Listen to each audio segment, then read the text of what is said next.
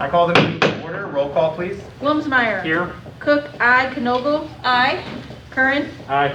Nunn. Here. McMasters. Here. Jones. Here. Sorry, I started the eye turn. Kaylee, I'm sorry. Here. See, we got all She's here. Kaylee's always here, doing such a great job. And we have a quorum. We do have a quorum. Very well. Will you all please rise for the Pledge of Allegiance, followed by the invocation given today by Pastor Stacy Wilson with GC First Assembly of God. If you do not wish to pray with us, you may mute your phone at that time. I pledge allegiance to the flag of the United States of America and to the republic for which it stands, one nation, under God, indivisible, with liberty and justice for all.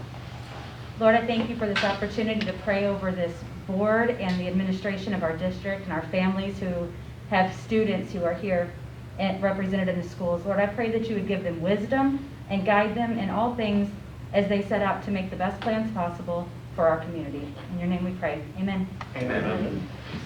Thank you, Pastor. Thank you. Thank you very much. All right, public comment. Do we have any public comment, Superintendent Kim? No, we do not this time. Very good. Moving on to the minutes, I need a motion for the approval of the minutes of the regular meeting of the Board of Education held on February 9th, 2021. So moved. Second. Any discussion or questions on the minutes? We got Wilmsmeyer and County, right? Yes. Is the second? Yep. Okay, roll call. Cook, aye. Knogle. Aye. Curran. Aye. Nunn. Aye. McMasters. Aye. Wilmsmeyer. Aye. Jones. Aye, motion carried. Moving on to consent agenda. Mr. President and the Board, the consent agenda contains those items that are repetitive and routine in nature. Any member may make a motion to approve the consent agenda or request that any of the items be moved to Section 7 for individual discussion and consideration. So moved. Second. Any discussion? You want to shout out to the gifts? Yes, I would. There's quite a few people who make it a thing that they do to give back to our school district. I just can't get over how many people in this community are willing to give gifts and to make donations for different groups and different schools for our kids to better their education and extracurricular activities. It's just really amazing. Terry Biggs made a donation to Grand City High School, Betty Mazzaros to the high school, Garnet Moran to the high school, and an anonymous gift was made to Maryville School as well. So we appreciate all of those people that take the effort and make the time to help our students. Absolutely. Thank you. Wonderful. Yeah, Thank you very so much.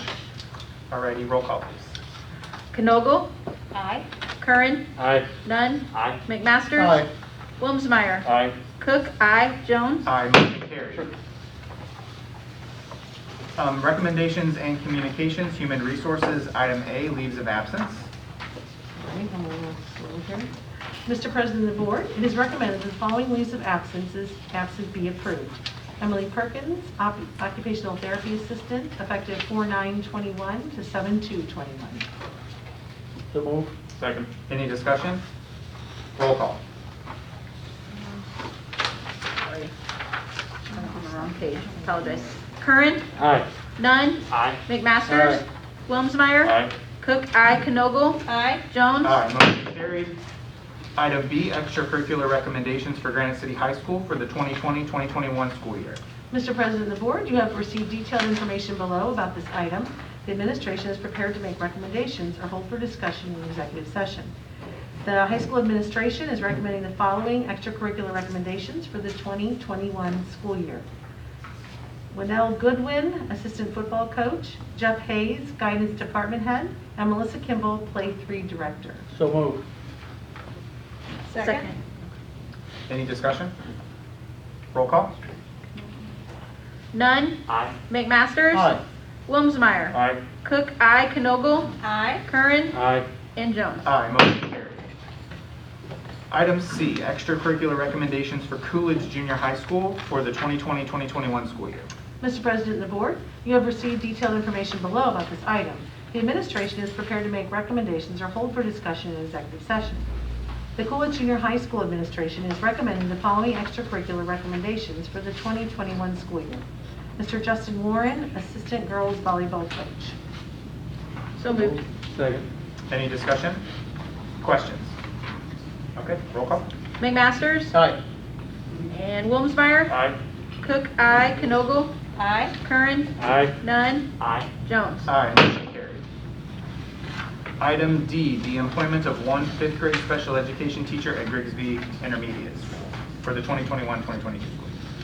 Mr. President, the board, below you have received detailed information about this item. The administration is prepared to make recommendations or hold discussion in executive session.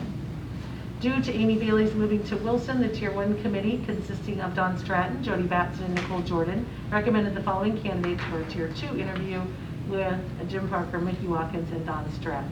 The district administration recommends Jessica Coates. So moved. Second. Any discussion or questions? Roll call. Wilmsmeyer? Aye.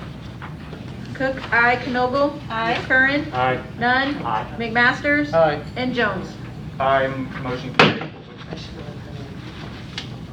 Or didn't recommend for a Tier 2 interview. I should have. Okay, we can make it a second Okay. motion. You want to go ahead and talk about that now? Right. With the Tier 2 interview recommendations, I should have also included Antoinette Baker as another Tier 2 interview candidate. So both of them, so they're both being recommended? That's what it says, yes. So they're two positions or? They're being recommended for a Tier 2 interview. What? It says, that's the way it's worded. This Is is that for- not worded correctly? It says they are recommended the following candidates for a Tier 2 interview? I think that might be a typo. What did we? Oh, well, it says Yeah. recommended for a Tier 2 interview, so You're right, that's not what that's it worded says? weird, but Hey, Jim Parker, are you there? Yes, Ms. Can was correct with her recommendation for the position. We only need one. Okay, it's just in the wording is wrong. And it's for hiring, right, Jim? We're hiring Jessica Coates. Yeah. Okay, it does not say Correct. that, so I apologize. And we are recommending the following candidate for hiring, as Ms. Jessica Coates, which we already did. I just want to Yeah, make sure that's we just voted Yeah. for But the Jessica wording was Coates. just. yeah, the wording was weird. Okay, sorry. Okay, we're good. Just want to make sure. No, you're good. Nope. Okay, item E is the employment of one paraprofessional at Grigsby Intermediate School for the 21-22 school year. That item is being held under 2C1. Item F is the request for an additional payroll specialist for the 2021 school year. So did we decide, did we? Yeah, can we go ahead and hold, Tom, can we hold this under 2C1? To discuss Which one are we talking about, man? the request for an additional payroll specialist. I just have a couple of questions I wanted to iron out on the job description. If we are talking about a specific individual for that job, but if it's just a general discussion about the job description and the duties, it has to be held out in open. Okay. Okay, we'll go ahead and make a motion in a second, and then maybe open it up for just a little bit of discussion. Is there a motion? So moved. Bill? Bill I'll first. second. Tom second. Okay, discussion. I just wanted to make sure, Parker, you're there, and Zach, you're there. So one of the, say what? Right? So this, It was here. are you saying out loud? That's not Oh, okay. Oh, all I'm of sorry. Superintendent Can, do you want to talk, just read the description of what the actual position It's pretty is? long. No, not the whole description. I don't think we need to read, it's just, we're being asked to approve the position. And my only question is, that's also to post the position, correct? That is correct. Okay. That is. Okay, and then in terms of the salary, do we post the salary or no? We don't know that, correct, Jim, Mr. Parker? That's my concern. Do we is post a range or anything with our? If we don't post it, then I'm fine with it because it we're gonna have another discussion in just a minute about salaries and stuff. What he's That is asked, correct. Under our current operating system, we cannot post That's right. the exact salary. Okay, good, then I'm fine with it. Okay, any other discussion or questions? Hey, I just have a question, and I think Linda already told me this is a no, so I just was curious to know why, I guess. But do we not even post a job salary range when we post our positions? We really can't, it's so subjective. I- Jim, is that right? We have not in the past, if we had inquiry regarding the range, we did answer that question. We can. That may be a discussion for another day, but I just, Yeah, I think the only position that we've actually posted it was the superintendent's position, just when it was a range, range. more broad range. Right, it was a pretty broad range, yeah. Okay, Correct. When you look at the current policy on the way people are placed on a salary schedule, with it being based on potential experience, that can be confusing with posting a range and people thinking they have the ability to negotiate the salary. okay. Yeah, I got you. Okay. Okay. I'm good with that. And then we can talk about the actual salary Okay. stuff later. Do you want me to Okay. read Okay, this then? you don't need to read the whole job description, No, it's just, It's just a revised job description for the salaries. yeah, you can read the very first line. That's what I'm saying. Yeah. Yes, you have received detailed information about this item of the job description below. Administration is prepared to make recommendations or hold for discussion. We are requesting the approval of an additional payroll specialist based on the job description below. So this is approving the job description as well as posting it? That is correct. Okay. All right, we do have a motion and a second, so we're ready for roll call. Kanogle? Aye. Curran? Aye. Nunn? Aye. McMasters? Aye. Wilmsmeyer? Aye. Cook? Aye. And Jones? Aye, motion carried. Item G is the dismissal of first-year probationary teacher. That will be held for executive session under 2C1. Item H is the dismissal of a second-year probationary teacher. That will also be held for 2C1, under 2C1. And then that takes us to item I, which is the 21-22 administrative salary schedule revision. That I would like to hold for executive session, and that does talk about specific employees. Just to iron just a couple of questions out, make sure we're on the same page, and then we can come out and vote on. Okay, and then that takes us to J, which is the certified and classified substitutes. Okay. Mr. President of the Board, the detailed information about this item is below. Administration is prepared to make recommendations or hold for discussion in executive session. It is recommended that the following applicants be board approved as substitutes for the 2020-2021 school year. Certified subs, Angel Kuntz, Tyler Owens, and Michael Robinson. Yay. Thank you. So moved. Thank you, Excited. thank We're you. very happy. Thank you. Is there Seriously, a thank second? you. Second. Okay, roll call. Wilmsmeyer? Aye. Cook? Aye. Kanogle? Aye. Curran? Aye. Nunn? Aye. McMasters? Aye. And Jones? Aye, motion carried. Moving on to item K, which is the policies. The policy committee reviewed the following policies and recommends the following amended policies for 170 AP4, inclement weather remote instructional day. Under school closing, if the superintendent closes all school buildings for in-person learning, students and teachers will be expected to have and log into their devices for remote instructional day. Attendance will be taken remotely by teachers. That's all. Is there a motion? So moved. Second. Discussion? I just wanted to ask, I know when we did a lot of online learning, our concern was with students who may not have good access to like good quality internet. I think we did some mobile hotspots and things like that. I guess my concern would be with if there's inclement weather, how that would be possible for some students who might not have access to internet. Well, we hope, as it appears, we still have extra hotspots, and we offer, if anybody has any issue, we've been handing them out as needed. So we have not heard of anybody not having internet, and if they do, please let us know. There are additional, but that was the Will whole we point. continue that beyond 2 years? Yes, I mean, we can have those out for people, correct, What was the Brad? question again? The remote hotspots, how long can we keep those out? We, when we purchased them through CARES grant, it was a 2-year Right. That's what I thought. purchase. So we paid for 2 years worth of service on hotspots for right now. Okay. And then we can check maybe at the end of that, who's going to need those additionally, if we keep our, to see what we're looking at. We'll probably have a Okay. survey at that point. We own the hotspots though, it's We just own the service hotspots. that we Yeah, have the to service. do. Yeah, service, yeah, we Exactly. do a new one, yeah. So we can look into that. I think that's a good point. And this is just kind of ratifying this, because it's actually already, this Sure. policy's already been in effect since the kids went back, right? Yep, So we're and it just went really ratifying. well. We actually, several school principals called and told me they had actually more remote attendance on the inclement weather day than some of the regular remote days, so we were pretty happy with that. And I think I heard a collective cry among all I the know. school children when I'm sorry. it really sunk in that No snow more days snow were days. Maybe done. one of the assignments can be to make a snow angel, or to build a snowman, you know, write a poem. I know about my children had a snowmen. collective sigh of sad. No more snow days. Right. All right. right, we're ready for roll call.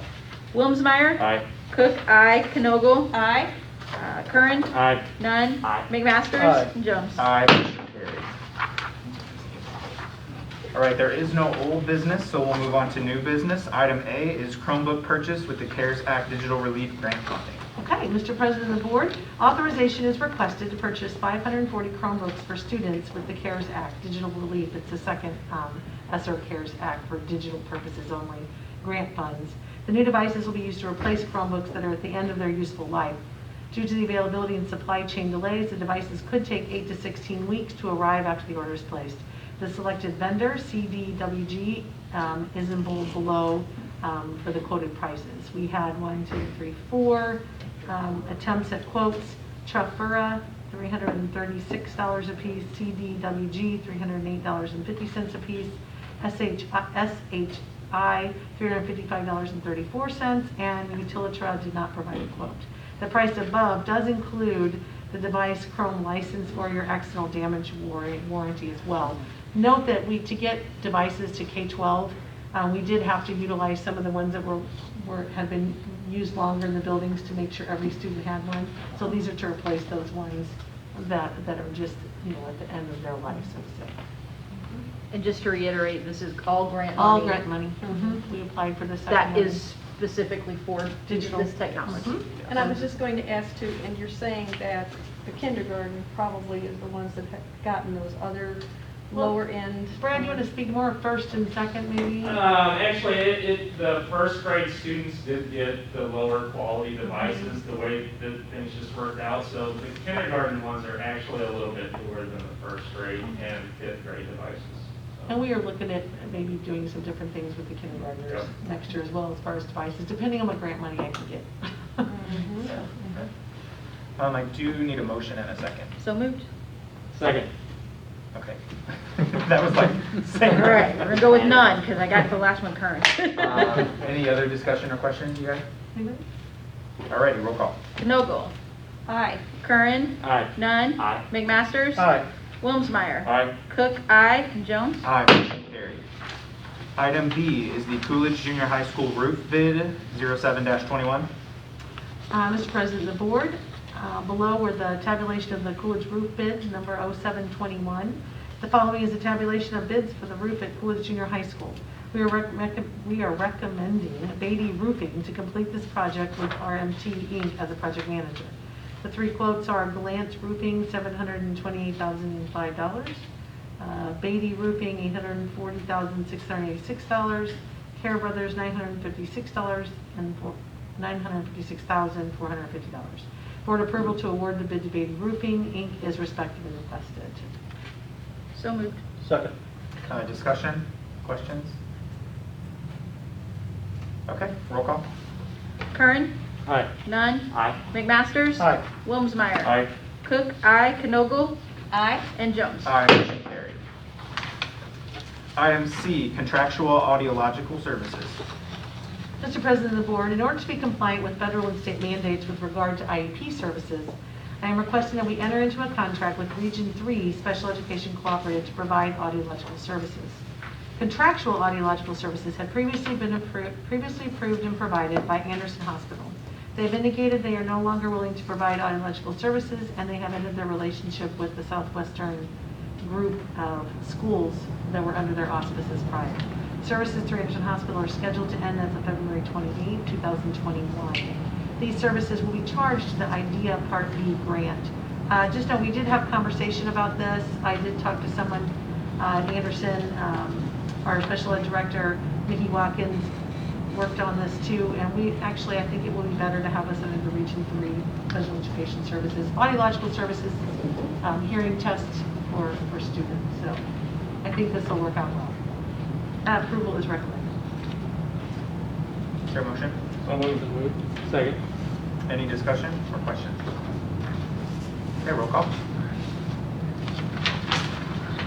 Dunn. Aye. McMasters. Aye. Wilmsmeyer. Aye. Cook, aye. Knogle. Aye. Curran. Aye. And Jones. Aye, motion carried. Item D is the proposal for the creation of Granite City High School Esports Club. Mr. President of the Board, the GCSHS art teacher, Mr. David McCausland, and our Director of Information Systems, Brad Urbay, are requesting the creation of an esports club within the Granite City School District. A presentation will be given as to the benefits of the esports as a vehicle to improve STEM skills, forming communities, and helping students invest in their own education and learning valuable communication skills. They're going to start a presentation. I will say that I've done a little research into this. A lot of school districts in the area are doing this. There's a competition. They're going to talk about this. I think you'll find this interesting. Great. So as you mentioned, I'm the Director of Information Technology. Last year, before COVID hit, me and Brad Smith kind of got involved in this a little bit, and we started talking to a couple of school districts. So which unfortunately I put my paper down. If you look on this, I put something on a little piece of paper about the current esports outlook. So in Southern Illinois, under the IHSEA, so it's not a Illinois high school sports like a IHSA sponsored sport yet. Possibility is still there. So in Southern Illinois, there really isn't very much sponsorship with that program. So Roxana is one of the closest schools that we have to us. So last year, like I said, prior to COVID, we went, me and Brad Smith went and toured Roxana and visited that campus and talked to their technology director about this product because it was something that brings a little bit of a different kind of group to life that we've been missing out on. So our job is, of course, to educate all students and let all kids participate. We've kind of missed out on a small group, and we've missed out on some future options for those kids to kind of move forward. So I'm going to let David introduce himself. And speaking of that, when we also went out there, we went and tried to find somebody that would kind of take the reign. And we have found the perfect person for this. We're really lucky. Again, I'm David McCausland. I'm one of the art teachers at the high school. Again, thanks for this opportunity. Do we want to do the video first? Yeah, so we're going to show you, so like I said, there's no point for us to recreate the wheel. So there's a school at Afton, over in Missouri, has started the same program. So what we want to do is just kind of show you their story, which could also be part of ours.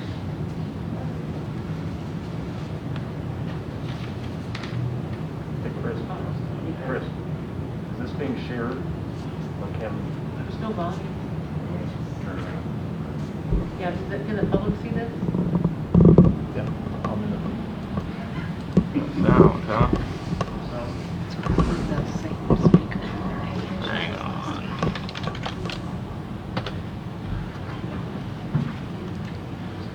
Oh, go figure.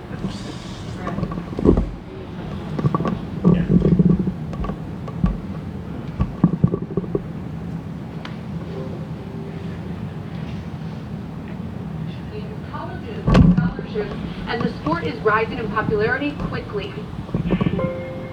League of Legends is one of the most popular esports games.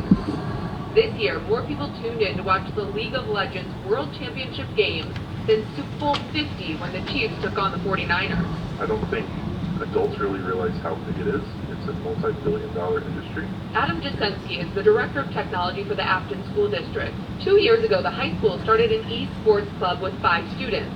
Last year, that group grew to 30 and became an official esports team. We competed with other schools throughout the kind of central region of the U.S. and actually made it to the playoffs in several games. There's been so much interest in the esports team. This year, the district hired an official head coach. Meet Sam Barker. It's definitely been something I've been interested in for a while, watching it. I've never played competitively myself, but I've been playing, video games for a long time.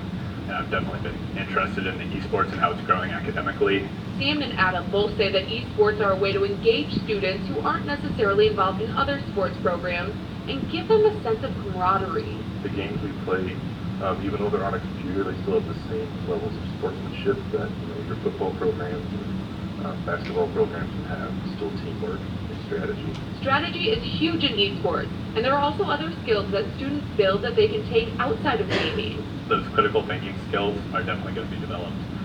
And then being under pressure and having to make decisions, kids are going to be doing that every time they play one of these games.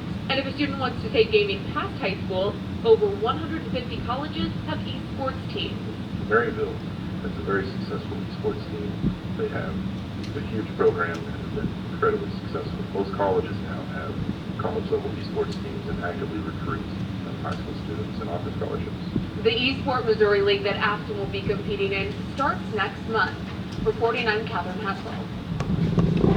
So it's kind of hard to hear a little bit, but at the end of that, the main thing, which is, this is becoming a sport just like any other sport where scholarships are being offered. So as you can see on this piece of paper that we provided you guys, if you look at the IHSEA guidelines of whether the area in the Illinois, there's not very many. On the Missouri side, there's quite a few more. But underneath that are all the scholarships, or all the current colleges and universities that offer scholarships in this. Now, some are partial, some are full rides. We try to track down, myself and Chris try to track down one of our old students. Maybe somebody will know. He actually, what? Maybe somebody in the audience will know. So Alex Moore. So he graduated from University of Maryville, which was part of the team that won two national championships. And he was one of the captains of one of the teams. So this is close to our heart. I mean, this is something that, and I've been an athlete. One of the schools that are on here is Pombon. So I went to school there and played soccer and baseball. And this would have been something I would have been just as interested in. Outside the norm of a normal athlete, what we consider an athlete. This is a scope we haven't seen before. So again, I'm ready to turn it over to him, and he can kind of tell you what he's been working on and kind of show you where we're about now. Yeah, I can tell you kind of where we're standing right now. First, let me start off by saying I know I don't have to remind any of you that the pandemic has kind of put a damper on all of the world's favorite pastimes at the moment. Baseball, football, hockey, etc. We all have had to kind of take a step back with what we're used to. But because of that, gaming in just the past year has exploded.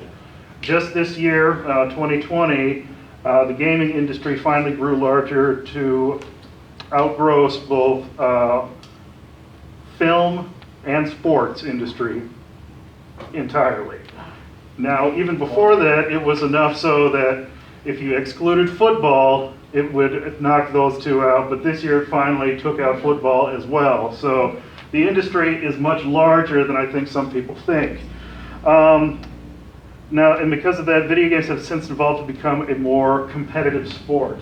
All right, long gone are the days where you're just sitting on a couch next to your friend playing games with one another. That's still an opportunity, but now competition is a much bigger thing than it used to be. So with that, I would just like to talk about briefly kind of 3 main points of where we're at right now, and that would be the game, Rocket League, which is the one that the students have shown the most interest in.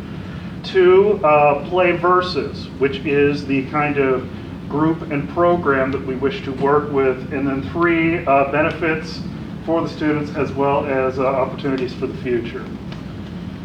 So first off, the game that the students, and I have to give a big shout out to student Maxwell Forbes, who kind of came forward that he had a group of 6 friends that actually are already a team, but they did want to be a bit more school-sponsored official, but is Rocket League. And quite frankly, it is soccer with little rocket cars, okay?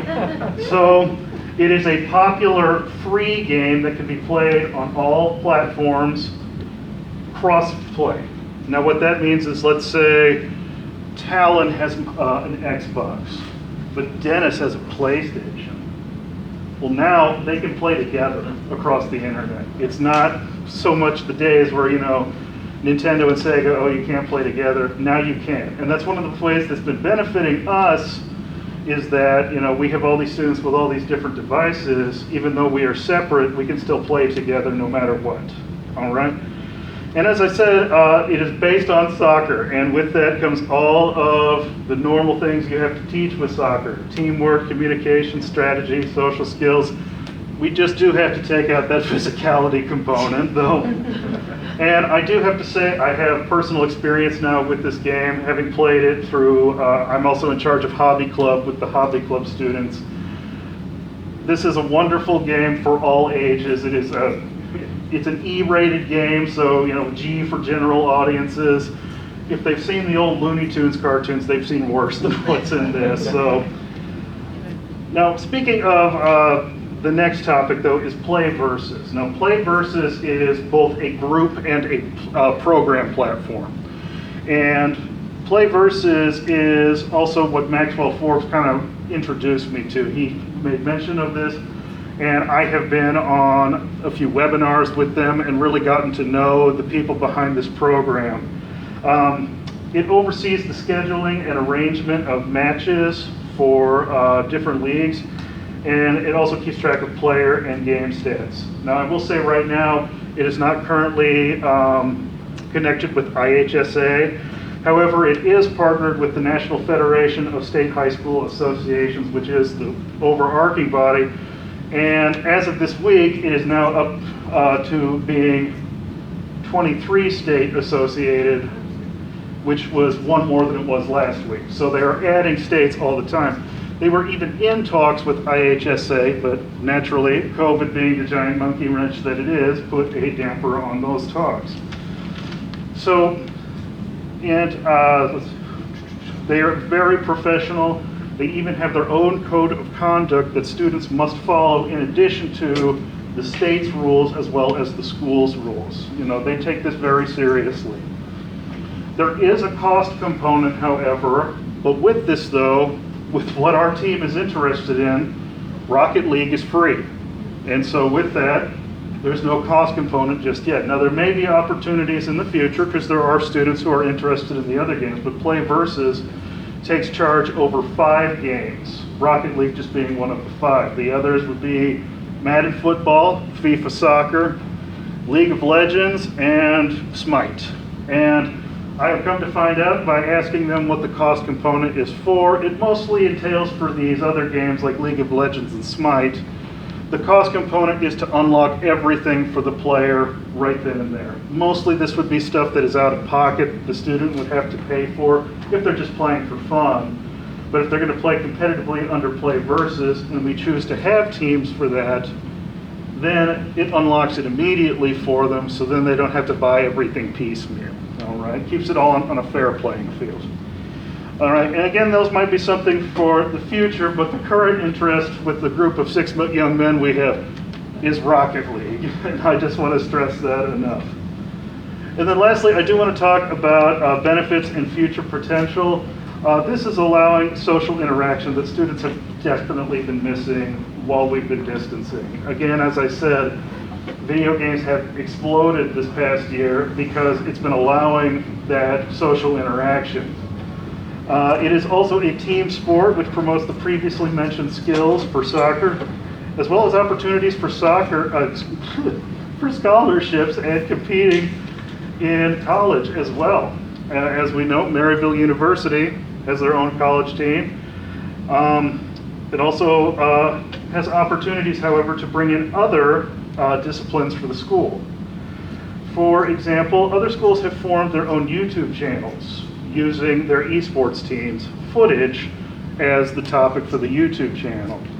And that has then caused the schools to bring in other vocational programs in to make those videos. Their video production team for the school then makes the YouTube channels. Their graphic design people then make any little graphics that the game does not provide. And also, if we go further, me and Mr. Irbe have talked about possibly dedicated space as well as machines. We could then also further include vocational IT programs such as making computers, networking, things like that. Even in cases where even in one example that we came across with the YouTube channel stuff is too, there were enough parents and students who subscribed to the school's channel that channel started getting ad revenue and the club started paying for itself. So in conclusion, I just feel that this will be an excellent opportunity for students, and especially also bringing in some students though who might not have an interest in another kind of extracurricular, or even maybe an ability level. And the nice thing about this though is this would be co-ed. It's not a boys only club. The only thing that, you know, is your skill level. That is it. And in this time when we have to stay distant, I really feel that this could be an avenue to to bring students together, especially for Granite City High School. So the one thing I do want to add is we, of course, are asking of the approval of this club to be granted. Now, unfortunately, David has signed on to help out with this product. The problem is there is seasons just like any other sport. So right now we're doing Rocket League. That season just started this previous week. So you guys accepting this proposal today, they begin their first game on Thursday. What we would need to discuss at some point is the future part of this. So when you guys accept this, the one thing we'd like to actually discuss, like he had mentioned before, is dedicated space.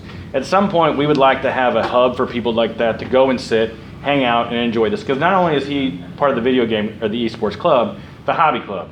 So those individuals that may not suit the games that are the 5 games that Play Versus do, but they might be able to do tabletop games, do something else that just bring people together, that social interaction which we so desperately need, not even during this time, but all those people are looking for somebody to hang out with. The second part of that is that, curriculum tier of what do you do with that with extra technology? We used to have AutoCAD or drafting that participated with the Manugan art class. And those kids got to see hands-on what exactly they built. They got to draw those things and see it. As he mentioned before, there's a ton of information that has to go into this and a lot of hard work with networking computers. What we lack and what you guys just approved is we don't have any tech staff. We have very small tech staff. And if you go back to our staff, go ahead. I'm sorry, and we really don't want students bringing in their own devices to school necessarily. So if we can kind of, look at this from an example of a new form of vocational classes, is the adaptation of hardware, or networking, or computer hardware. We just purchased 3,500 Chromebooks and no techs. So if you go back through our past, Jason Vaughn, my next director, was my co-op. We had Ryan Evans, who works at, I don't even know where he works, but it's an advanced program. We have Patrick McGee, who works at CompuType. These are all people that learn on-job skills during school, and we can give these kids an opportunity to not only learn, but to participate in these clubs, to get hands-on, watch the YouTube videos, see how they make money. Because it's not just about the game, it's about the whole concept. And that's what we're really asking for, this is just the start. This is the start to a bigger program, and as you see, they went from 6 kids to more than that. We had another video where they talked about Francis Howe, which was an NBC video.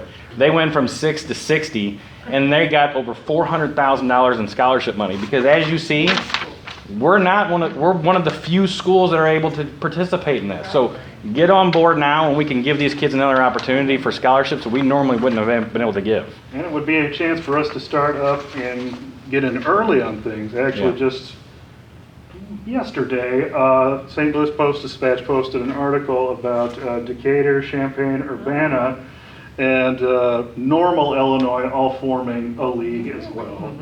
Now, the league we would be forming with Play Versus, because it's not IHSA just yet, it would be a regional league for the Central Time Zone. So, with your permission, as I said, our first game would probably be Thursday. We're looking to go against the Red Bark Lions from Tennessee. What kind of cost are we looking at if we go into the other multiple game? The cost that they say on the website is about, I guess for like League of Legends and Smite, because it's different from Rocket League. They look for more like about a 16-person team, and then they said the average cost per student would be like $64 per person. Yeah. And then devices, they'll need to have devices that are working. Well, with yes, but again, like Mr. Hervé said, though, usually in those cases, though, Play Versus has specifically asked, does the school have a dedicated space? We talked about that today. Actually, in our meeting, we had some really good ideas on working with our new cafe we're putting in for our STEP program, and maybe wiring that to have it better for charging and being able to have it, because we would have to involve you in actually designing that so that could potentially be a space. Yeah, this is STEM. This literally is STEM. This is what everybody's talking about. This is the key word we're using. This is what it is. So I appreciate you guys listening. And, I just got a quick question. As a mom of a 16-year-old, I definitely see the value in his monster amount of time he spends on his Xbox actually being valuable for something besides sitting and coming together. Right. My only concern, or not really concern, but question, I guess, is we always hear so much about these online gaming and the sort of predators that come with that. I'm assuming there's protections against that built into this system? Well, with the Play Versus system, they had to verify my employment before they would allow me authorizations. And then I'm in charge, and the students kind of log in, they make their own login, and they say, I'm part of Granite City High School. I get a list of those students, and I can then sit and say, yes, yes, no. You graduated, why are you here? Because we did have one there from 2019. Why are you here? And that's because I know other parents, I'm sure, would have the same thing. Yes, and Just to make sure again- that we are protecting our kids. Absolutely. And Play Versus, the program that we're looking at, they have their own code of conduct, as I've said, and safety is their number one primary concern. And for a match to be authenticated, I have to be present. You know, even though we're separate, I would have to have like Google Classroom set up with all of see all their lovely faces, and they have to, you know, be able to talk and hear me. And you would see if there's chat, know what the chat Exactly. are. Mhm. Tom, do you have anything to add to this? I had him kind of look into it too. Yeah, no, everything that Dave reported is everything that I was able to discern on my weekend research. Yeah. It's not, yeah, like, I said, 23 states, and my research says over 20,000 school districts currently do this. And just as a quick note, there was more people that watched the championship of League of Legends than did the Super Bowl. And I'm a football fan. That's almost heartbreaking. But if you watch any kids, I saw her over here nodding today. Like, my kid does nothing but watch other people play games. I find myself doing that, and I'm 43 years old. And I'm pretty sure there's people that are watching right now that are laughing at me, but I don't care. I enjoy doing that. But we're nerds. That's Brad, the other Brad too. That's why we hired them. Yeah, I just had somebody tell me that we had like 3 or 4 students that are from last year who got full ride scholarships. Absolutely. Wow. Like- If anybody knows, we'd like for them, that That's student. insane. What's Yeah. his name again? And that's the thing is it's just That's a small all my group that we're time. missing out on. We're just missing on that one small. But if we jump in now, we're the leaders of this. And like I said, Yep. Roxana, definitely I give them credit. They helped us out a lot to get us to this point. But we'd be one of the few around here that actually Great. gets it going. Since I came to That school, I sounds think the most fantastic. common question I got from my friends is why Granite doesn't have. Right. I remember in high school, so many of my friends were Really? playing competitive Call of Duty or League of Legends, or something like that, and they could have turned that into a school thing. So this is great. I didn't even know it was a thing until I saw it. Yeah, I think this will be one of the biggest clubs or activities in high school. Cool. But just again, I want to emphasize one more thing. He's excited. This is a multiple season sport. Oh, yeah. So Great. your typical club, as much as I love this man for doing what he's doing, I'm not sure how much love we can give him without it. It's something Later on. at some point. So keep that in mind, because when you're doing a spring, summer, whatever it may be, winter sport, you know, because eventually this is going to become an IHSA sport. There's no doubt in my mind. I've already subscribed to the IHSE or SEA. So we're on that just in case we do approve it. We can kind of be part of that.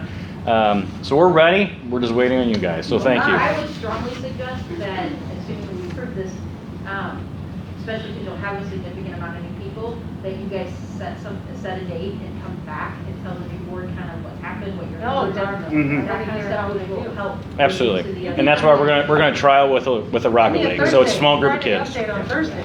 Sure. Yep. So, and there's no cost to the district? Not at this time. Well, Matt, whenever you're talking scholarships, but my research indicated, yeah, those kids that do get scholarships, they're playing for the fee service type games, because that allows them to have their stats and everything else displayed nationally.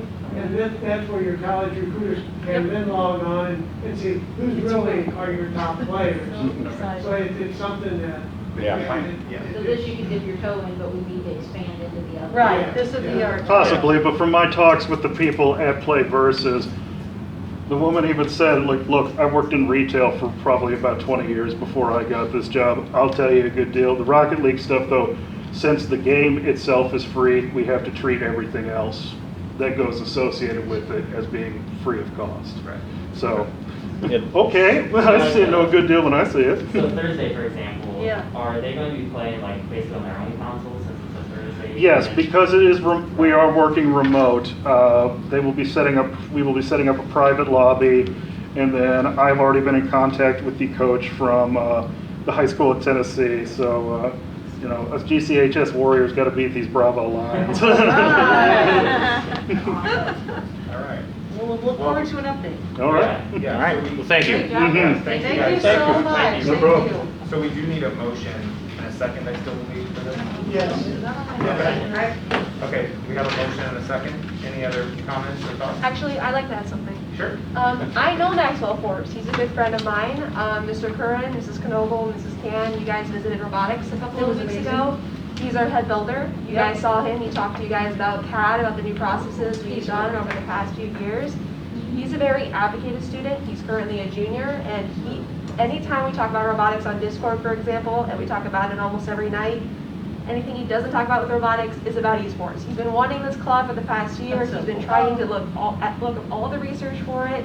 And he reached out to Mr. McCausland, I know, and he's just been very excited about it. I mean, he already told me today that he can't make it to the tail end of a robotics meeting on Thursday just because he's expecting this tournament. So, I mean, I really do see it as a good opportunity. And I agree when I think this club is going to be one of the biggest clubs we have. I can guarantee that. And then Max Forbes also is a grandson of a former vocational electrical teacher at Granite City High School, who's amazing. So When me and Brad went out to the high school, we just kind of asked kids who might be interested.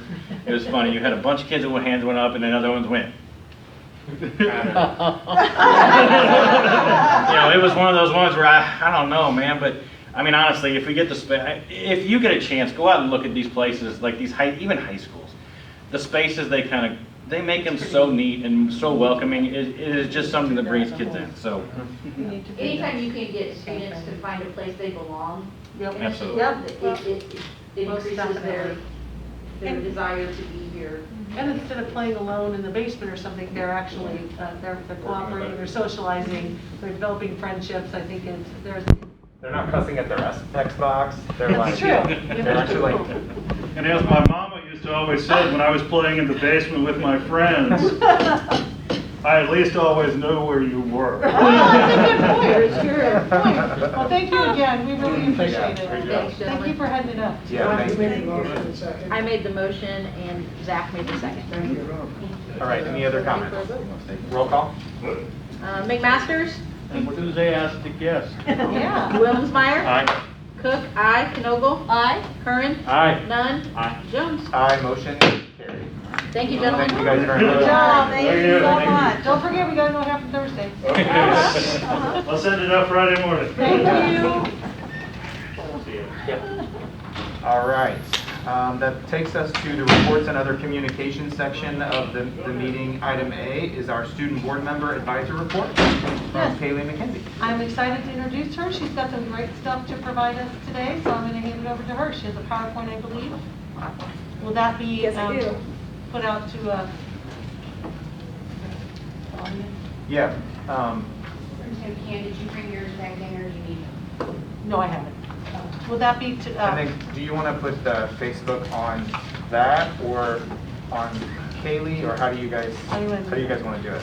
Maybe them seeing the presentation, would that be okay? for now, because it's only the PowerPoint. I'm totally fine with whatever. We can post it tomorrow and it'll be on the minutes. It's just watching them is better than watching us. I know. Otherwise, they're watching us. I got it. Yeah. I am so sorry. There we Yeah, go. just look at you. There we go. You want, which way am I going here?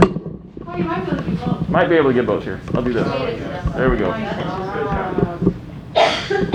Sit, you're getting ready. Multi-talented. I took that completely backwards. All right, Kaylee. Awesome. Hi guys, so I know Corey distributed these packets to you guys. These are going to be the slides if you also want to look through them. So those on the Facebook Live, my name is Kaylee McKenzie. I'm a senior at Granite City High School, graduating in a few months. I'm her school board student advisor since about August of this past year. And my position is representative of the student perspectives within GCHS, and I'm dedicating this report to full transparency for our students. And as for the board, please feel free to interrupt or ask a question, make a comment while I'm showcasing this report. There's a ton of things I'll be talking about, so we may want to take a few moments to discuss them. So over the past couple of weeks, I have surveyed students with 9 questions related to the current school year.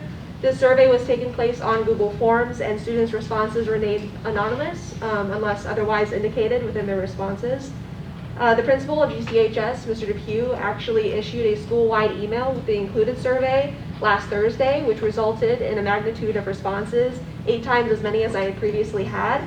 And due to this, I would like to give a possible secondary report within the next 2 months to highlight other student responses, if possible, of course, as well as give any additional round of questions that you guys would like to ask them, and that I would maybe be interested in asking myself over the next couple of months. But before we ascertain that idea, let's look to some of the results from the student-led survey. So without the surveys for student incompleteness, we had 169 student responses. We had nearly 45 other responses that were incomplete for mandatory questions, so I'll take a separate look at those results if we were to have another student report. But the data collected in the survey is represented by 169 complete forms from the different students. It is an important note before we move on to the next slide that many responses are ideas we can't introduce due to COVID and state guidelines, and some things are just out of the board's hands, right? So yet these ideas may help us to contribute other ideas that may be following COVID restrictions, implement the guidelines given to us by the state, etc. So the board may want to acknowledge this throughout some of the responses presented by the students in the survey. So the first question talks about what grade are you in or what class are you in. It was actually a pretty even split. 27.8% of responses were from seniors, 21.3% were from juniors, 24.3% were from sophomores, and 26.6% were freshmen. Way to go, freshmen, for beating out the sophomores and the juniors, by the way. Very impressive. Yep, so next up we have question 2. It was an open-ended question. It's talking about how there's people's thoughts on the semester's hybrid and remote schedule. Although many students understand that the bus situation is impossible, the hybrid situation allows for certain lengths to be taken on that schedule.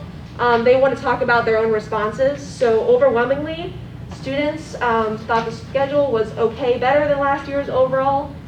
For better than them for traditional years, that would be 132 out of 169 students.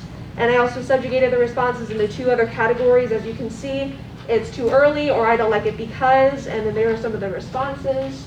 We have it interferes with siblings getting to school. I know there's quite a few of my friends that had to look around to see who else could take their siblings to school, or what other means of transportation was available, because I think on average, about the high school students get to school an hour earlier than other students in the school district. There's a lack of participation and attendance. Students even admitted themselves in the survey that they were very tired in the morning and they couldn't log on, or they couldn't really pay attention. The work schedule doesn't work out for this one individual. I signed on to this job last semester and they weren't pleased when I begged them to adjust my schedule. Not enough people to close on those days, because they typically do close on those days and they were good at it, right? So there's other reasons why they do not like the hybrid schedule. Not retaining anything after going back to class 5 days later. The same classes 2 days in a row was inconsistent for some students, or many students, from a lot of the surveys I've seen. The remote kids have responsibilities when they are home, and teachers don't understand this. It's too stressful for our staff. I like the schedule from last semester. COVID won't follow arrows in hallways. They just make it more difficult to get to your classes quickly. The more time you spend outside of your classes in the halls, the more likely you can get COVID. The hallways are too crowded, and I may go back to remote for this reason. So you can see that there's quite differing perspectives in this matter. But overall, like I said, 132 out of 169 students were very pleased by the schedule that we produced this semester. So overall, I think that it has overall been better for each individual student. So the next question talks about, on a scale of 1 to 10, how stressed students were with their course load, their schedule, and their extracurricular activities. And it seems to be pretty even across the board. As you can tell, with their course load, it's pretty even across. And with the extracurricular activities, a lot of students said they weren't stressed, which makes sense because many students do not participate in these activities, right? So overall, you can see it's pretty even across the board, but from past examples, and I know Emily Keenel, our last student advisor, kind of did a report about how stressed students were. It kind of matched up with the same stats from last year. So overall, it's actually pretty much the same. The 4th question talks about opinions on coming back in person via the hybrid schedule in quarter 4. There was also another opportunity for students to elaborate on their specific needs, and there were specific responses. But overall, one of the 4 options were, I'm currently a hybrid learner and I plan to continue hybrid learning. Another one was, I'm currently a hybrid learner and I do not plan on continuing hybrid learning. I'm currently a remote learner and I do plan on continuing remote learning. And the last one was, I'm currently a remote learner and I do plan on going back to a hybrid schedule. As you can see, overall, we have the majority being that they currently are a hybrid learner, but they want to continue, which is good news for our safety regulations, not only for COVID, but for security purposes, which is great news. And then those that are currently remote feel like they would stay remote, but you can see that there is actually quite a bit of individuals that are going to switch from what they currently are in Q3 to Q4.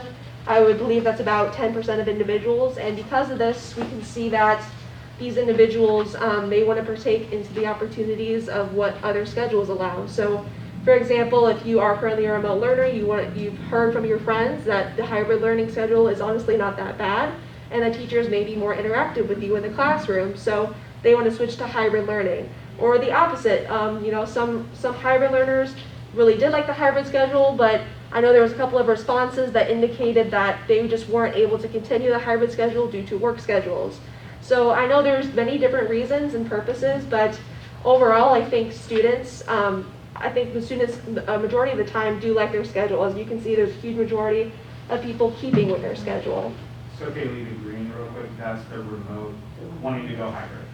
That's the remote wanting to stay remote. Wanting to stay remote. Yes. Oh. The green wants I to thought you stay said remote. was that they wanted Yes, to the go green wants to in stay remote. The yellow is the remote learners wanting to return to hybrid learning. Oh, you said that backwards the last time. Oh, sorry, yeah. So wait a minute, so it's only, the yellow is the ones that want to come back in person? Yes, that's correct. Yeah, and then you can see there's a few other responses as indicated as not those 4 general colors. It's because they had different purposes. Like, I know some students were, they were early graduates, for example, and so they took the survey. Obviously, they're not in hybrid or remote learning right now, but they wanted to take the survey to represent their response, right?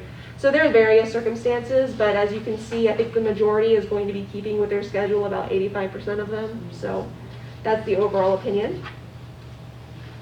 The 5th question asks, will you be participating in homecoming activities, i.e. dress-up days, during the month of March? I know Student Council is going to be representing this. Mrs. Linda Ames is going to be steadfast in these activities for our students, which is a great thing. As you can see, again, the majority of the opinion is yes, they would love to participate in these activities, which is great news because even in previous years, you would see quite a bit of students not want to partake in these activities, right?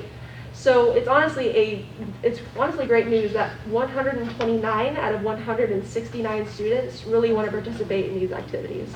I'm not sure about traditional years. I don't know how traditional years fared with this question as well, but I would assume it's about the same pace. This was also an open-ended question, so when I categorized this into yes, maybe, and no, there were some specific responses about maybe for 22 students. Some of these students talked about how they may go to some of these activities or they may do some of these activities depending on whether the COVID situation is okay and what the activities really entail coming up within this next month. So there's multiple different reasons, but also there's a note indicating at the bottom that some students said this is because they are early grads or virtually learning and they weren't sure what activities are coming up when they said maybe or no. And because of this, I would just like to say out there to Facebook Live, if you are a student who's an early grad, or if you are a student who is a virtual learner, you can take the opportunity to do dress-up days. Please interact with the high school and doing the homecoming activities because it's meant for everyone. You're not less of a student just because you're not doing hybrid learning. So please, look forward to these opportunities. And if you're not sure what the activities are coming up, I'm sure that Mrs. Linda Ames from the Student Council will be indicating these activities pretty soon, since March is coming up very quickly. All right? So question 6 was also an open-ended question. It asked if we were to conduct high school events, so not the homecoming activities in March, but during the summer, i.e. prom, activity banquets, award ceremonies, would you be interested in attending and participating? And before I get into those responses, I wanted to ask this question pertaining to even if we tried to have the outlook of the future to see if these activities could even be plausible, if students are actually interested, or would they like to move on and do other things during their summer or do other things during their late spring semester. So But you can see the majority of these students, 145 out of 169, said yes, they would love to participate in these activities.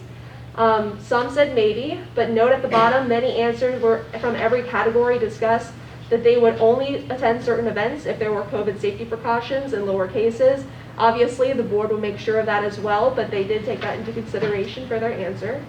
But students also discussed that many would be unable to participate in activities during the summer, whether it's due to work relations, maybe a lot of seniors are going to colleges during that time, participating in these over the summer classes. So they indicated that they would like the opportunity, if available, to do these events during April or May. So I know that was actually a huge majority of opinions, even in the yes category. But students do prefer that the sooner the possible, if it was obviously okay with COVID safety precautions and if there were lower cases. The next question was an open-ended question. I included some additional responses, but this was for the class of 2021, my personal class for seniors. Please give us potential ideas for the GC board to discuss in regards to additional events to commemorate your senior year, or any additional advice.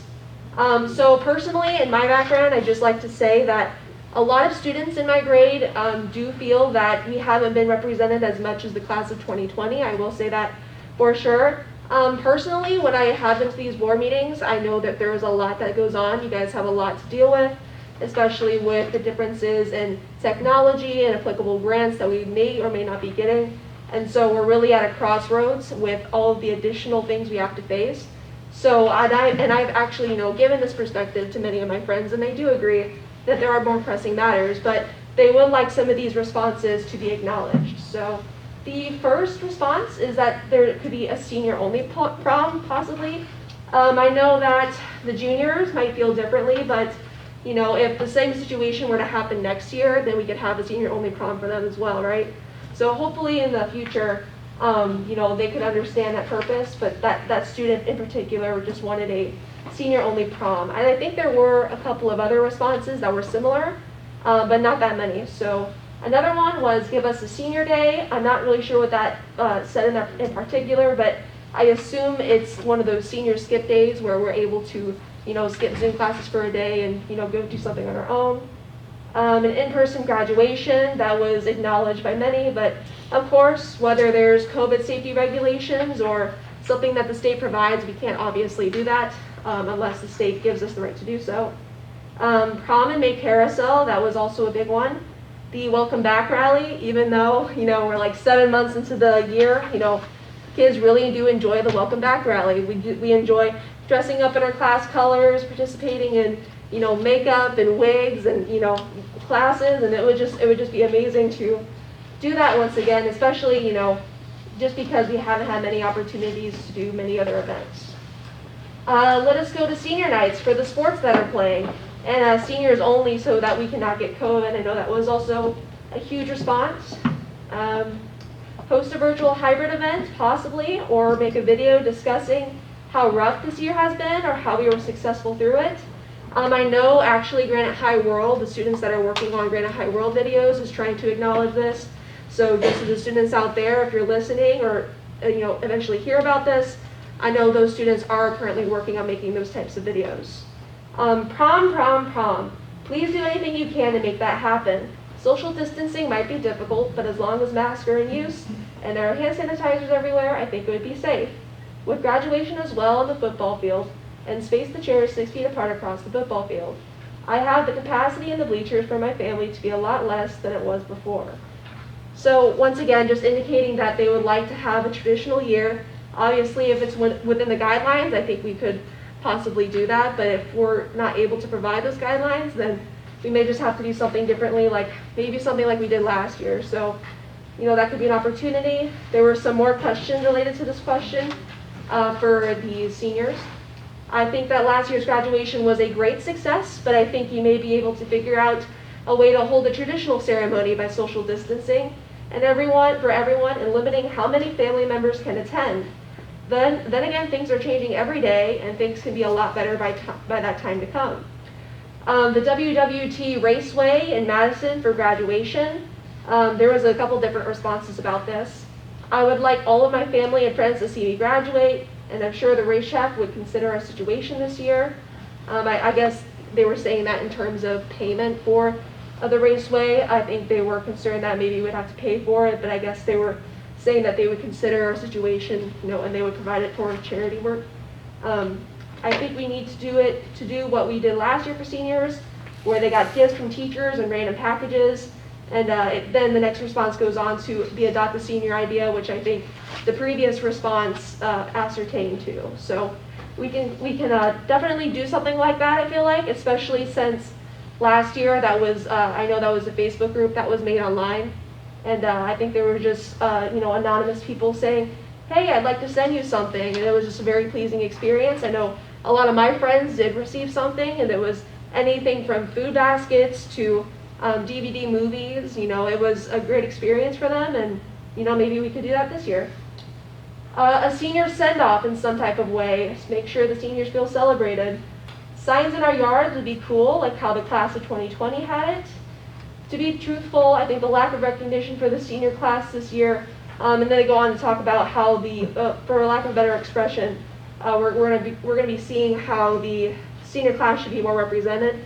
But once again, I know we have so many different situations happening this year. COVID-19 was unprecedented, and honestly, I do think the majority of students feel the same way, that we have to look to COVID first. We have to look to the safety of our students and staff first. So although that we can't really introduce this recognition for the senior class in some regards, I still think the majority of students are just grateful to be healthy, be alive right now, and really partake in their home activities, and still talk to their friends online. While we have in the 21st century, we have technology that allows us to talk to people online, where we don't have to go face to face. So I think that we have to look optimistically at this year, and we have to look optimistically at this past year. So overall, I think that's what this question entails. Question number 8 talks about hybrid learners. So this wasn't a mandatory question, this was just for hybrid learners. On a scale of 1 to 10, how safe do you feel in the school? This is related to COVID-19 as well as other security protocols, 10 being the most safe. So as you can see across the board, there's a big jump in 10s in every single graph. Students are the most safe. As you can see, we have the one-way hallway situation. Within the classrooms, I know that we have students spaced out, and we clean the desks about every hour so that we don't have the possibility of risking COVID by touch protection. And when we're looking at the gymnasiums and annexes, if you partake in gym, or if you are in the senior lot, for example, there's still safety protocols and regulations for COVID-19 as well. So every area on campus for Granite City High School is very safe, according to students. And then the last question, it was list below any other concerns, comments, questions that you would like the Granite City School Board to discuss. Once again, all of these responses are probably going to be reignited over what the previous questions were. So, for example, a senior-only prom, that was both reinstated several times. Once again, Instagram hate pages towards fellow students. I actually do know quite a bit about this one on Instagram. I've seen about 10 different hate accounts. I never really followed them, but they had their account open publicly, so I was able to view those Instagram posts. But almost immediately, I would tell my friends to go report this account, and it was almost taken down within an hour when I viewed it. But a lot of these accounts were only up for about 24 hours. They weren't, a months-long account that was there to bully students. But for some examples, it was really just, creating rumors about certain students and to an extent bullying them, cyberbullying them. As we know, this hasn't been a year where we're in person, so a lot of the in-person bullying hasn't been taking place, but it's been put towards cyberbullying. So I know that has been an issue, and I think what the student wants to know is if there's going to be any repercussions that are possible if we do recognize who the person is behind that hate page. So in the future, we can really just look at how Instagram hate pages can have repercussions, because like I said, I've seen at least 11, honestly, and I know there was a lot more that I haven't seen so far in these past few months, and I think students think they're getting away with it. For what purpose, I'm not sure, but students continuously do this. One-on-one learning and pajama day, that was also another comment. Having to take classes that are life skills when we graduate high school, like how to pay taxes, how to take care of a baby, etc. I would like to say personally, we do have these classes. They may not be mandatory, but we have Adulting 101 for, taking care of everyday adulting things, learning how to sew a button, for example. You may not think that's very important, but, one day you're going to want to sew a button on your pants to cover up, right? Exactly. So, we have these classes at the school, and I think the opportunity that the board needs to discuss is how we really showcase these classes and these opportunities for students.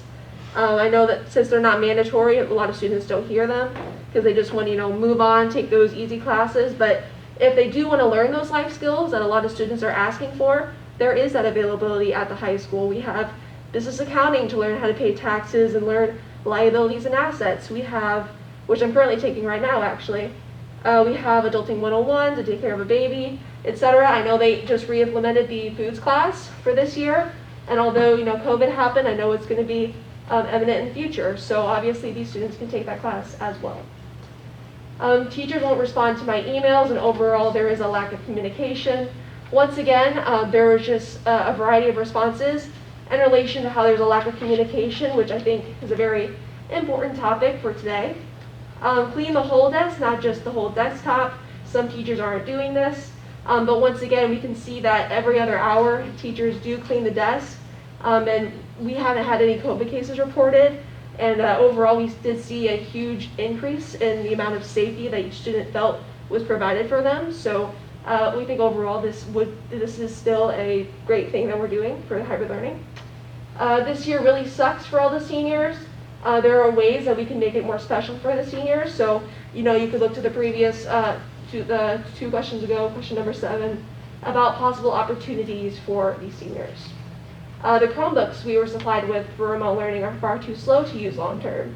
I can hardly type in a Google Doc at the same time I'm in a meet. And if we're going to use Chromebooks through the next year, and into 2022, I would definitely get more capable laptops. And they go on to say, recommendations like a window computer, a 6 GB RAM, and a 4-core processor. These are just some opportunities for students. And then the last slide discusses more responses to this last question. The schedule is a large concern. It's hard to keep track of my siblings with a huge schedule difference. It's also a very early schedule. The time schedule was much easier to handle last semester, starting at 9 a.m. I love the job you guys and gals are doing. I really did like that comment. Can we do some more stuff for Black History Month? And can we have more clubs like the JROTC? When we have the driver's ed, why can't we lower the cost on it? Some parents are losing jobs during COVID-19. Some parents aren't going to be able to afford to pay for this. Some students will end up being knocked out of the class. Prom and graduation are the most important to me. I've already lost the entirety of my senior year, and I want at least something to be memorable and fun about it. You have, when we're talking about how we're going to make teachers follow safety guidelines, many of them forget to wear a mask, even behind their desk. Honestly, from my perspective, I haven't seen this, and not only do I go to my own teachers' classrooms, I visit other classrooms to, give something to them from another teacher or to just talk to them because I really am close with a lot of the teachers here, and I see every teacher wearing the mask the entire day, right? I'm in robotics from 7 a.m. to 9 p.m. almost every day, right? And every teacher in that building I've seen is wearing a mask the entire time, so I haven't really seen this problem. Make sure teacher. Sure. On that very first question I engaged, there was a comment about teachers won't respond to my emails, and it kind of goes Sure. on. I just want to touch on that really fast.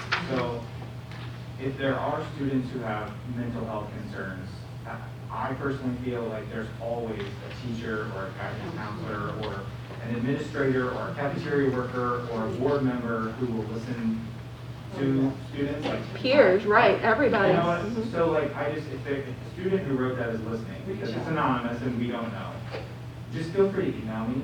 So my name is matt.jones, or my email is matt.jones@gcsd9.net. And it's not because I want to know who you are, I just want to make sure that we're providing everything. If we do provide another survey in the next couple of weeks, I can definitely put that information at the top in the directions. If you do have any mental health concerns, if you have any concerns that is worth mentioning, maybe email them to you. Yes. So, Yeah, I mean, I don't, it's not common for board members to get those, but I'm just saying, like, it kills me if somebody's taking an anonymous survey and saying that they're having mental health concerns and they don't know who to talk to. So I'm giving my email out to just email me. Or some, I mean, whatever. All of our emails have the high school. Mr. Mathis is heading up the CARES team, which is doing a really amazing job. Mr. Mathis is somebody they could definitely connect with too. Would be a really good source to start with, because I know for a fact that you would find what they need. That really bothered me, so I just wanted to, I'm sure about it. You know, maybe when we send out this presentation out to the social media, we can also link that, you know, in our description of the post. So I think that'd be a good idea. Yeah. Thank you. For sure. No, for sure. Thank you. So we're continuing on. We should talk about the workload that a lot of honors kids are having. Some people say, well, you signed up for honors, for in-person school as normal. Some students think that, you know, this year might be worse when looking at the course load and working at the workload than previous years. You know, it just depends on the amount of classes you took this year versus last year. I think it varies depending on what class you take, how hard it is, but overall, I think it's probably nearly as hard as previous years in my own experience. It's definitely different for other experiences depending on what classes you have and what you do after school, what your, you know, other opportunities and activities look like. But overall, we can really see that, you know, we're having, you know, more time in regards to COVID-19 since we can't be in person for, you know, about 7 hours a day, right? So I think there is overall, you know, maybe more workload, but you have more time to do it. Teacher spotlights. Maybe have the students nominate the teachers so we could show our appreciation and how they have impacted our lives. That would be, I love that comment so much because I am very close with so many teachers. I have to give a shout out to Mr. Laycock, our vocational department head, Mrs. Heath, our science department head, you know, so many different teachers that I'm very close with and that I work with every day in my extracurricular activities and in my other classes. They are true representatives of who I want to be when I grow up, right? You know, I always look to them and I think that they really have impacted my life. I don't think I would be who I am today and who I want to be when I'm older in my own career without having those experiences, right? So that's definitely something I want to partake in if possible. I have a good combination of teachers doing virtual learning, but for my Google classes that are being conducted in Edgenuity, it would be nice to have more contact from them to see how I am doing, not just rely on Edgenuity process. And so this student actually indicated their name as well, and I actually know this person, so I texted them about this, and I would say, you know, they wanted to remain anonymous, so I'm not going to say their name, but when they included the name in the survey, I contacted them, and they were like, no, Edgenuity is great, like this is a great education process, and I know we've discussed this previously on the board, but they would just like more communication from that teacher on what to do, so that was just another concern.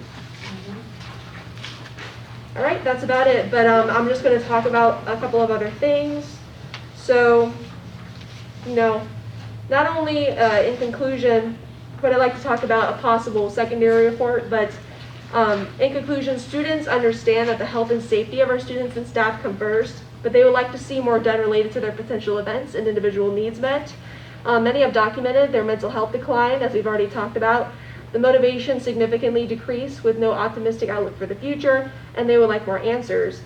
Even if it's an answer of, you know, we are still waiting for state guidelines and COVID to regulate, it's still communication, right? So many students don't currently know how we hold these general meetings on Facebook Live, and maybe we need to make that more apparent. So actually, in fact, I think it would be a great idea if, you know, we could arrange an address maybe from Superintendent Can, and we can have a document set out district-wide to answer a lot of the key questions and concerns from the survey. So I think that'd be fantastic. All right. This is awesome. You did a wonderful job. I appreciate that. You really did. It's put together well. It's hard in these times. And seniors, we're on it. It's just February. We'll be on it. We're going to let that be. I know. I'm in high hopes, and you know, I've talked quite a bit. I'm, you know, captain. I'm president of a lot of clubs, NHS. I really try to reach out to students and say, time is coming. We just gotta, you know, wait it out. We gotta get through these classes. We gotta wait it out. It's almost the end of the semester. We're gonna get through this, and it's going to look great, I believe. So. Well, like a lot of the sports stuff related to, you know, spring sports, since everything's been pushed. Right. Those senior nights and all that stuff, that opportunity hasn't even, you know, come yet. We're still trying. Exactly. I think we'll be able to do that. I think athletic director, Mr. Moan, has done a fabulous job with allowing limited spectators and having people be able to come. I know they've been in the stands for basketball games. It's been really great. Even if it is a less amount of cheerleaders, they're there. Homecoming, they're going to be able to do some things. So we really are trying. I've talked to Mrs. Heath, Mrs. Ames, and Mr. Peasy, and trying to get to Mr. Depew and trying to get some things done. So I like the adopt a senior. I think that's a really neat idea. So and that is one of our most important things. Yes, there are other things going on, but we wouldn't be here if it wasn't for kids. We're here for kids. So Right. I so appreciate this Of and course. hearing that. And whenever we got that response about, how sports are looking in the future, and we got that information that IHSA will be happening, so many students were relieved. It felt like we had something to be Right. optimistic about in the future, right? It felt like we were coming out of this whole unprecedented event. So, I mean, I can speak for the students, I think, when I say that students are feeling better than they were like 5 months ago. I think that there's more of an optimistic push. I just think that they need a little more communication and a little more push in regards to, getting through the semester. I know a lot of students have already told me, oh, this semester has only been two months long. I thought it was like nearly the end. Right. So, right. So I mean, they're ready. that's every year, right? Sure. So, I mean, yeah, that's what I wanted to discuss. But, I would also like to do a secondary school report, maybe to address some of these concerns and make more questions that you guys would like might have answered as some, well. And I could do that in the next 2-3 meetings That'd as be well. great. I think it's good for their mental health that they have these questions An and they outlet. speak out without worry Absolutely. that we're going to criticize them because we Oh. understand where they're Can't coming imagine. from. It's so unusual to be in this setting when they're in high school like this and so difficult. And I wanted to say one thing about the student that was talking about the heavy workload for honor students. And another thing that this could also be something that could help that person and others is organization skills, which are so essential for trying to get through a heavy load of work. And oftentimes we don't spend enough time on how to organize our day, our workload. So, this could be also something along with mental health, anything that is always a pressing issue for every adult.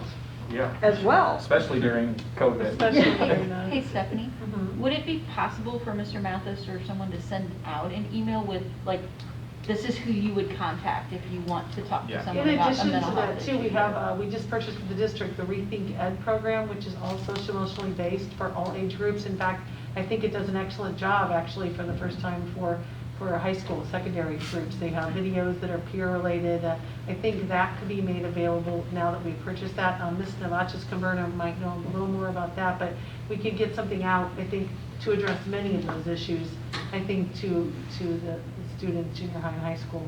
So I could even get with you and we'll Mr. Mathis, That and would we'll be sit down the amazing. CARES team and develop and make sure they do have information on who to get a hold of. 'Cause we would hate, Mr. Jones put it very well, the idea that someone feels they don't have anyone to reach out to. Is just Exactly. not I okay. mean, I was in a situation a few years ago where my mental health was in a decline, and like Mr. Jones said, reach out to your teachers. Anyone. I wouldn't be where I am today without Mrs. Heath, Mrs. McQuiggan for debate, all these different teachers. I guarantee you, if you reach out to your teacher, you will be in a better place, guaranteed. And we'll have Mr. Mitchell, actually, our communications director, get in touch with some of these people to have students recommend or give some nice quotes about some teachers for the spotlights coming up. Yes. I want to say one other thing, and that is we feel privileged as a school board to be allowed to know the feelings that are going on with our students. We care so much about them, and that's what we're here for. So it's our privilege that you've given us this time to respond to these questionnaires, and we thank you. Absolutely. I think Thanks like, so much. not to speak for Superintendent Cam, but like the biggest challenge that I can think of as far as like events goes is how much the landscape changes from month to month, week to week. It So does. when you look at like end of year stuff, like, who knows what will be like by May, by June, So I think that's the biggest challenge for me personally, is just how much it can change. It's Yeah, hard not to predict. knowing, not knowing. And we are looking at all those numbers now, looking at maybe making some changes or some other availabilities on student attendance for quarter 4. We're in the middle of doing all that right now. Because, you know, the more students we can help and get to, the better off we all are. So Absolutely. we're looking forward to some normalcy, right? Of course, yeah. I mean, I'm hoping for, I think everybody, you know, not just students, are hoping for a better future. And like I said, you know, with this push about IHSA and a lot of different activities actually happening now, especially as when we're coming out of our, you know, winter depression, we can clearly see that there's going to be an optimistic rise in the future. And we're going to have a good outlook this coming spring and this coming summer. So I'm very excited. Thank you so much. Thank you. Thank you. Thank you very much. And thank you to all the students that responded. Yes, thank too. you. Yes, of course. Yes.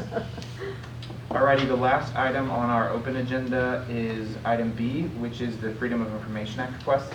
Mr. President of the Board, we received 2 requests under the Freedom of Information Act during the period of February 3rd, 21 through February 15th of 2021. The first request was received on February 3rd, 2021 from Nathan Mihelich at the Illinois Retired Teachers Association. He requested the following information: the name and email addresses of any certified staff, teachers, administrative nurses, counselors who are retiring this year. The second request was received on February 15th, 2021 from the product analyst team at publiccontractors.com. They are requesting the following information: employee staff contact information for all GCSD9 employees, including first name, last name, position, title, department, phone number, business cell, email, and office address. These requests were handled by the administrative offices. All right, thank you. That takes us to executive session. Exceptions noted under 5 ILCS 120-2, open meetings. The appointment, employment, compensation, discipline, performance, or dismissal of specific employees of the public body, 2C1. Student disciplinary matters, 2C9. The purchase or lease of real property for use by the public body or setting price thereof, 2C5 and 6. Collective bargaining matters between the public body and its employees or their representatives, 2C2. Litigation when an action against, affecting, or on behalf of the particular public body has been filed is probable or imminent, 2C11. To discuss school building safety and security procedures, 2C8. And student safety, 2C8. We do have those human resources items that we held under 2C1. That was the dismissal of 2 teachers, as well as the administrative salary schedule revision. And then we also have a negotiations conversation with our negotiating attorney under 2C1 as well. Hiring a parapro? And the, Yes, and the hiring of the too. parapro, yes. Yes. That's correct. Yep. All right, do I have a motion to go into executive session? So moved. Second? All in favor? Aye. We are in executive session. The time is 6:27.